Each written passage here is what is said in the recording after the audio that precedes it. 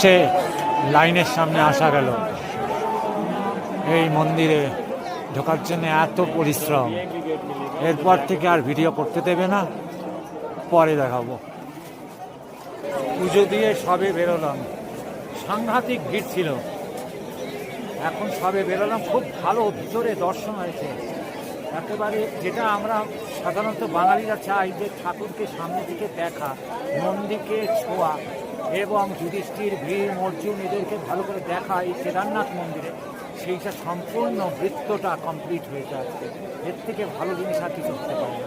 তার মনটা খুব ভালো আছে। কত লোক! এইবারে আরতি শুরু হবে। এই আরতি 7টা থেকে 7:15, 7:30 অবধি। দুর্দান্ত পরিবেশ, দুর্দান্ত পরিবেশ।